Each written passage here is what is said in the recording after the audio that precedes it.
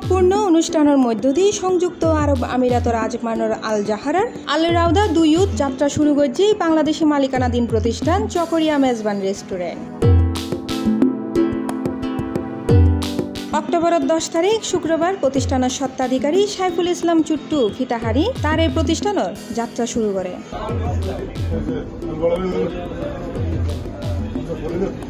চকরিয়া মেজবান রেস্টুরেন্টত তাহে চট্টগ্রামের মেজবানের পাশাপাশি দেশীয় স্বাদের বিভিন্ন খানা তাছাড়া রয়েছে পারিবারিক সামাজিক সহ বিভিন্ন অনুষ্ঠানের সুযোগ সুবিধা। তাহলে স্পেশালের মধ্যে অনর আছে ইলিশ মাছ ভুনা, ইলিশ সর্ষে ইলিশ আছে, তারপর কালা ভুনা আছে, চিকেন কোরমা আছে, রুই মাছ আছে, চিকেন আছে, চিকেন ফ্রাই আছে, মাছ ফ্রাই আছে, বিরিয়ানি আছে। উদ্বোধনের সময় এন্ডে উপস্থিত আছেন মোহাম্মদ কফিল উদ্দিন, সাংবাদিক গিয়াসউদ্দিন শিকদার, আলমগীর কবির, গিয়াসউদ্দিন বাবুর্চি সহ আরো বহু।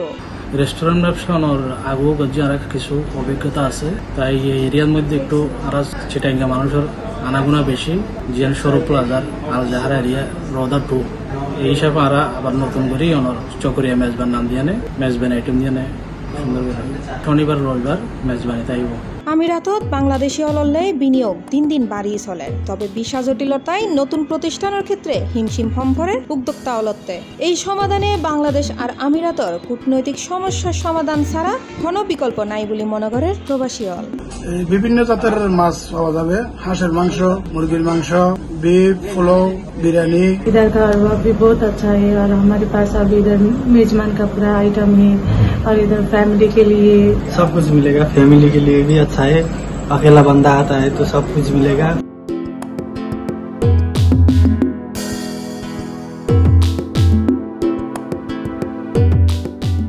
C+ TV Chittagong.